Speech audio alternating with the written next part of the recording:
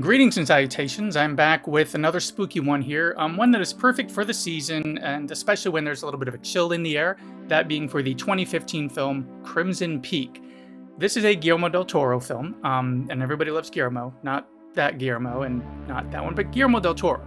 So anybody familiar with his work may know kind of what to expect when heading into this one as far as the look and the overall tone.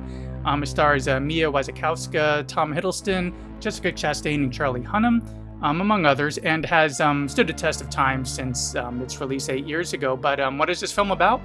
Well, the synopsis is as follows.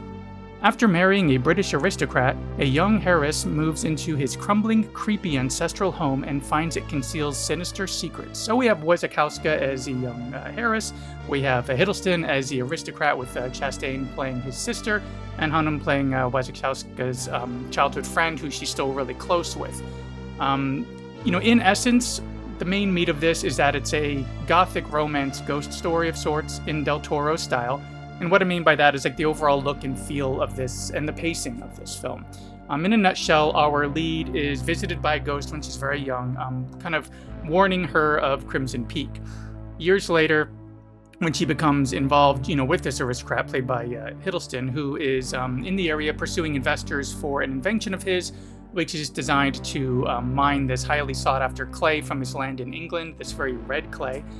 She eventually marries him and moves into that broken-down mansion where he lives with his sister, played by Chastain. Now, while there, she is seeing more apparitions, and it is revealed that this mansion is also referred to as Crimson Peak, which sets off some alarm bells for her as she recalls those warnings of her youth. Now, slowly, a mystery around this property and these siblings who inhabit it starts to come to light, indicating that she's in great danger here. Meanwhile, back in the States, her childhood friend, played by Hunnam, is investigating as well as, something didn't really seem right with him regarding these siblings and their business dealings. Now, throughout this film, it plays mostly like a Gothic ghost story with romance and mystery kind of heaped on top.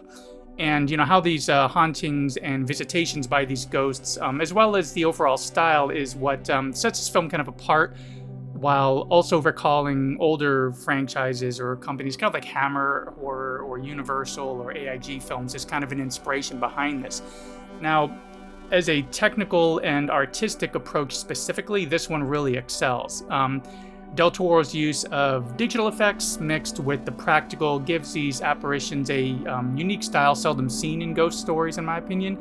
And the way that he kind of builds out this environment and the ways that the sets are designed and the entire production as a whole, it's just simply gorgeous. And if you take away the mystery and the ghostly aspects of the story, one would still have a highly detailed Gothic romance with amazing sets, gorgeous costumes, and through the way this is shot, it really brings one into the story, really pulls them right in.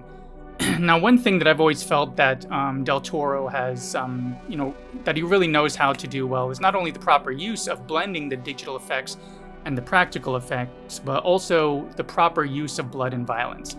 When used sparingly and only at the right moments, we get these scenes which are, beyond what practical could bring across itself, but not so far that it stands out as unrealistic because it looks way too digital.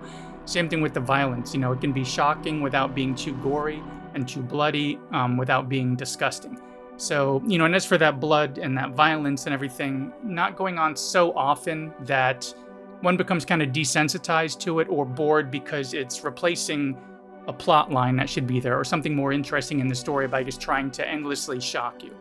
It'd be hard to classify this one simply as horror because of how balanced it is. Yes, there are ghosts. Yes, there is some violence, and especially during the first half, and of course toward the end, towards our climax, and there's blood, of course, to go along with that. But it also feels more like a period piece in some ways, a romance period piece. And although the setup and execution of this story has a few downbeats and slow spots throughout, it's simply one of the most beautiful films that I've ever seen, with a mystery that's more than worth sticking around for if you decide to check this one out. And speaking of checking out, thanks for checking out this latest video here for Crimson Peak by Guillermo del Toro, which at the time of this video is available on Netflix, as well as a lot of paid rental services. Now, my viewing was on Blu-ray that was being upscaled to 4K on a 4K TV.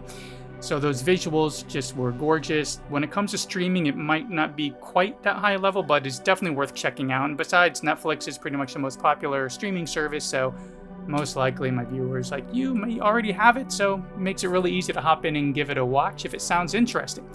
And if you have seen this one, what are your thoughts on this film, as well as how it kind of stacks up to many of Del Toro's other films before and since, such as the Hellboy films, Kronos, Nightmare Alley, Pacific Rim, Shape of Water, his Cabinet of Curiosities, Pan's Labyrinth, and so on. He's done a lot of work on things.